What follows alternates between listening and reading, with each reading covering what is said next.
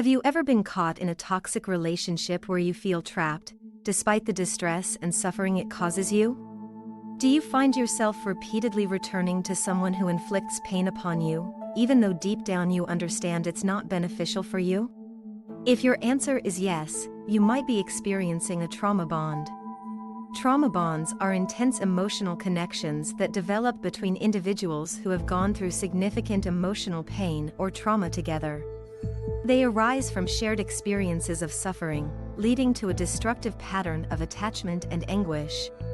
This article will provide you with comprehensive insights into trauma bonds, including how to identify them and the necessary steps to break free from this cycle.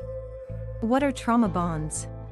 Trauma bonds emerge when an individual forms an emotional attachment to someone who consistently inflicts harm upon them. These bonds are often established in relationships characterized by a power imbalance. The person in a position of power exploits their leverage to manipulate and control the other individual. Simultaneously, the victim sustains the relationship through their emotional attachment. The crucial differentiating factor between a trauma bond and typical intimate bonds is the state of dependency that develops. How do trauma bonds develop? Trauma bonds typically arise in situations marked by fear, unpredictability, and inconsistency. For instance, an individual may find themselves trapped in a cycle of abuse and reward initiated by an emotionally or physically abusive partner. This repetitive pattern of violence draws the victim emotionally closer to the abusive relationship, leading to an enduring struggle to break free. For example, let's consider the case of John and Jane, a couple who have been together for 5 years. Initially, their relationship seemed strong, but it soon became tainted by John's controlling behavior. Jane constantly found herself doubting her decisions and striving to please John to avoid his angry outbursts. The combination of physical and emotional abuse left Jane feeling frightened and uncertain. What are the 4 stages of trauma bonding? Trauma-bonded relationships typically follow a cycle of 4 stages of behavior, which are repeated routinely within the relationship. This cycle characterizes the pattern of abuse in this type of relationship. 1. The idealization stage. During this initial stage, the bond between the couple is strong and positive. The abuser showers their partner with love and attention, making them feel cherished and exceptional. 2. The devaluation withdrawal stage. In this stage, the abuser starts to emotionally and physically distance themselves from their partner. This can lead to feelings of insecurity, confusion, and sadness in the victim. 3. The disorderly conduct stage. As the relationship progresses, the abuser's behavior becomes unstable and unpredictable. This is where physical abuse may occur, unfortunately. It's dishearteningly common, with 1 in 3 women and 1 in 4 men having experienced physical violence from an intimate partner. 4. The reconciliation stage. In this final stage, the abuser apologizes for their behavior and seeks to re-establish a connection with their partner. This gesture creates a strong sense of loyalty in the victim, further reinforcing the trauma bond. Here are some common characteristics of trauma bonding. 1. Intense emotional connection. Trauma bonding involves a deep emotional connection between individuals who have experienced trauma together. This bond is often rooted in shared pain, fear, and survival experiences. The intensity of emotions can be overwhelming and can create a strong attachment, even in toxic relationships. 2. Cycle of abuse. Trauma bonding often occurs in abusive relationships where the victim forms a bond with their abuser. The cycle of abuse typically involves alternating periods of kindness, affection, and remorse from the abuser, followed by episodes of emotional, physical, or psychological abuse. The victim becomes emotionally dependent on the intermittent moments of kindness, hoping for positive change. 3. Stockholm Syndrome. Trauma bonding shares similarities with Stockholm Syndrome, a psychological phenomenon where hostages develop a bond and sympathy towards their captors. In trauma bonding, the victim may sympathize with and defend the abuser, rationalizing their behavior and feeling loyalty or attachment despite the harm caused. 4. Isolation and dependency. Trauma bonding often thrives in an environment where the victim is isolated from external support systems. The abuser may intentionally isolate the victim from family, friends, or resources, making them dependent solely on the abuser for emotional support, validation, and survival needs. 5. Self-blame and guilt. Victims of trauma bonding often internalize blame and guilt for the abusive dynamics in the relationship.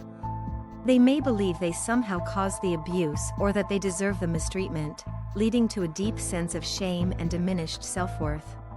6. Fear of abandonment. Due to the intense emotional connection formed in trauma bonding, the victim develops a profound fear of abandonment or separation from the abuser. This fear can be paralyzing, making it difficult for the victim to leave the relationship or seek help, as they perceive the abuser as their only source of safety and love. 7. Loss of identity. In trauma bonding, the victim's identity becomes intertwined with the abuser. They may lose touch with their own needs, desires, and personal boundaries, prioritizing the needs and desires of the abuser instead. This loss of identity further perpetuates the cycle of abuse. Managing trauma bonding can be a challenging process, but with the right strategies and support, it is possible to break free from its grip. Here are some steps you can take to manage trauma bonding. 1. Recognize and acknowledge the trauma bond. The first step is to become aware of the trauma bond and acknowledge its presence in your life. Understand that it is a result of the dynamics in an unhealthy or abusive relationship and that it is not a sign of love or normality. 2. Educate yourself. Learn about trauma bonding and its psychological mechanisms. Understanding how it works can help you gain clarity and perspective on your situation. Educate yourself about healthy relationships, boundaries, and the impact of trauma. 3. Seek professional help. Consider seeking the assistance of a therapist or counselor who specializes in trauma and relationship dynamics. They can provide guidance, support, and specific techniques to help you manage trauma bonding and heal from its effects. 4. Build a support network. Reach out to supportive friends, family members, or support groups who can offer understanding and validation. Share your experiences and feelings with trusted individuals who can provide a safe space for you to heal. 5. Establish boundaries. Set clear boundaries to protect yourself from further harm. Identify what behaviors are acceptable and what are not. Communicate your boundaries assertively and enforce them consistently. 6. Practice self-care. Engage in self-care activities that promote your physical, mental, and emotional well-being. Prioritize activities that bring you joy, relaxation, and a sense of peace. Take care of your basic needs, eat healthily, exercise regularly, and get enough rest. 7. Challenge distorted beliefs. Trauma bonding often involves distorted beliefs about oneself, the abuser, and the nature of the relationship. Challenge and reframe these beliefs by seeking evidence to the contrary and replacing them with more realistic and empowering thoughts. 8. Focus on personal growth. Invest in your personal growth and development. Set goals, pursue hobbies and interests, and engage in activities that foster your self-esteem, independence, and self-worth. Focus on building a strong sense of identity outside of the trauma bond. 9. Practice self-compassion.